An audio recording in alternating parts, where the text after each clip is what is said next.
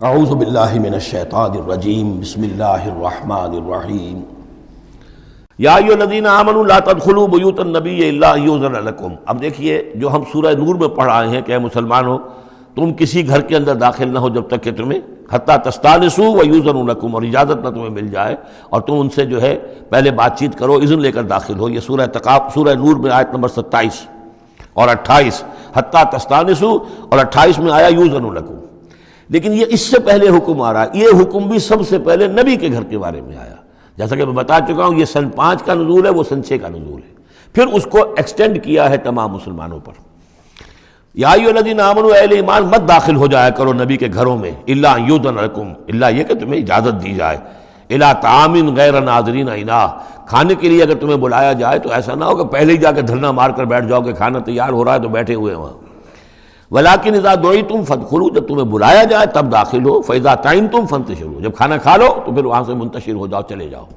ولا مستانسین لحدیث، اور وہاں بیٹھ نہ رہو وہ ڈیرا جما کر کے اب حضور کی باتیں سنیں گے، کچھ گفتگو ہوگی تو بیٹھے رہیں۔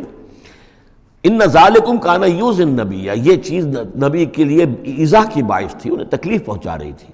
وہی جو پرائیویسی ہے گھر کی، اب اس میں یہ ہے کہ کوئی آ گیا ہے اور دھرنا مار کے بیٹھا ہوا ہے، اور حضور کی مروت ہے، حضور شرافت کی وجہ سے کچھ کہہ بھی نہیں سکتے ہیں، اور ظاہر بات ہے وہ کوئی ایک کنال کے اور ایک ایکڑ کے گھر تو تھے نہیں، وہ چھوٹا سا کوئی ایک حجرہ ہے۔ اب اسی میں بعض اوقات ایسا ہوتا تھا کہ حضرت عائشہ کے حجرے میں کوئی شخص آ گیا ملنے کے لیے، اس نے اذن چاہا تو حضور نے بلا لیا، تو حضرت عائشہ ذرا پیٹھ موڑ کر بیٹھ گئیں، اپنی کمر ادھر کر دی، کوئی چادر اوپر لے لی، اور کہاں جگہ تھی وہاں پر، وہیں پر آ کر وہ شخص آ کے اپنی بات کرتا تھا پھر چلا جاتا تھا۔ تو فرمایا کہ یہ چیزیں جو ہے یہ یقیناً تکلیف باعث بن رہی تھی۔ ان ذالکم کان یؤذی النبی فیستحیی منکم، تو وہ تو تم سے حیا کرتے ہیں، کہہ نہیں سکتے کچھ۔ واللہ لا یستحیی من الحق، اللہ کو حق کے بیان کرنے میں کوئی جھجک نہیں ہے۔ وَإِذَا سَأَلْتُمُوهُنَّ مَتَاعًا فَاسْأَلُوهُنَّ مِنْ وَرَاءِ حِجَاب، اب یہ پہلی مرتبہ لفظ حجاب آیا ہے قرآن میں۔ جب تمہیں نبی کی بیویوں سے کوئی چیز مانگنی ہو تو پردے کی اوٹ سے مانگو۔ یہ گویا کہ اس پردے اور حجاب کے لیے پہلا حکم آیا ہے کہ دروازوں کے اوپر پردے ڈال دیے جائیں، اور یہ کہ پردے کے پیچھے سے رو در رو ہو کر نہیں، ایک دوسرے کے آمنے سامنے ہو کر نہیں، پردے کے پیچھے سے مانگو۔ یہاں سے حجاب کا سلسلہ اب شروع ہوا۔ ذالک اطہر لقلوبکم وقلوبہن، یہی زیادہ پاکیزہ طرز عمل ہے تمہارے دلوں کے لیے بھی، ان کے دلوں کے لیے بھی۔ ظاہر بات ہے کہ مرد اور عورت کے درمیان جو بھی اللہ تعالیٰ نے رکھی ہے، کشش رکھی ہے، اب ان چیزوں میں بہتر یہی ہے کہ نگاہ ایک دوسرے پر نہ پڑے۔ وما کان لکم ان تؤذوا رسول اللہ، اور تمہارے لیے یہ بالکل جائز نہیں ہے کہ تم اللہ کے رسول کو ایذا پہنچاؤ۔ اصل میں اس مسئلے میں ایک بات اور بھی سمجھ لیجئے، حضور کے ساتھ معاملہ خاص بھی تھا۔ ایک تو یہ کہ یہ تمام اصلاحات ہیں جو تمام مسلمان معاشرے کے لیے ہیں، لیکن یہ کہ اس کے لیے چیریٹی بگنز ایٹ ہوم، پہلا کام جو شروع کیا گیا ہے وہ محمد رسول اللہ کے گھر سے۔ لیکن ایک دوسرا مسئلہ بھی ہے کہ جو منافق تھے اور ان میں سے جو شریر تھے، وہ طاق میں رہتے تھے کہ کوئی اسکینڈل اٹھائیں حضور صلی اللہ علیہ وسلم کے گھر کے بارے میں۔ ما کان لکم ان تؤذوا رسول اللہ، تمہیں یہ تمہاری روا نہیں ہے کہ اللہ کے رسول کو تم ایذا پہنچاؤ۔ ولا ان تنکحوا ازواجہ من بعدہ ابدا، یہاں وہ روک لگا دی، اور نہ یہ جائز ہے تمہارے لیے کہ تم اس کی بیویوں سے ان کے بعد نکاح کرو کبھی بھی۔ یہ بین، چونکہ ویسے بھی وہ ازواجہ امہاتہم، اس کی جو بیویاں ہیں حضور کی، وہ تو تمہاری اہل ایمان کی مائیں ہیں، وہ ایک درجہ وہ بھی آ گیا۔ اب خاص صراحت کے ساتھ بھی کہہ دیا ولا ان تنکحوا ازواجہ من بعدہ ابدا، حضور کی ازواج کے لیے چونکہ اس کا کوئی امکان نہیں تھا، اسی لیے حضور کسی کو طلاق نہیں دے سکتے تھے۔ طلاق دیں تو ظاہر بات ہے وہ کسی اور سے تو نکاح کر نہیں سکتی۔ یہی وجہ ہے کہ تعدد ازدواج کا معاملہ حضور کے لیے زیادہ ایکسٹینڈ کر دیا گیا۔ ان ذالکم کان عند اللہ عظیما، اور یہ چیز اللہ کے نزدیک بہت بڑی ہے۔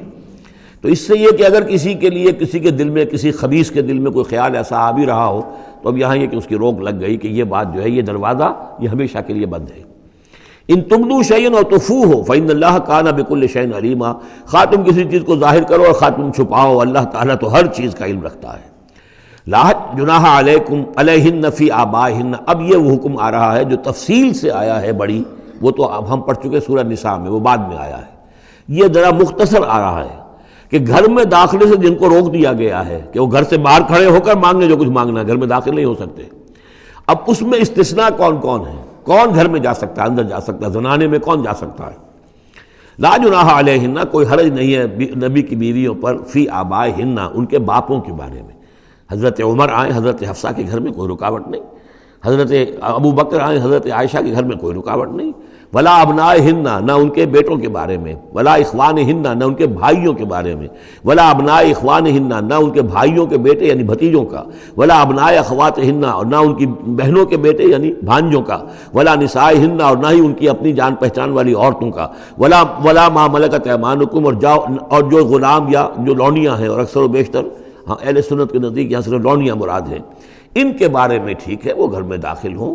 گویا کہ یہ جو تفصیلی آیت آئی ہے سورہ نساء میں، اس کا یہ نیوکلیس جو ہے جو شروع میں، وہ یہ ہے جو سورہ احزاب کے اندر، یہ مختصر ہے، مزید اس میں پوری فہرست کر کے اس کو مکمل کر دیا ہے کہ یہ ہے محرم، اور جو محرم ہے وہ محرمات ابدیہ ہیں، ان سے کبھی بھی کسی بھی حالت میں نکاح ہو ہی نہیں سکتا اس عورت کا۔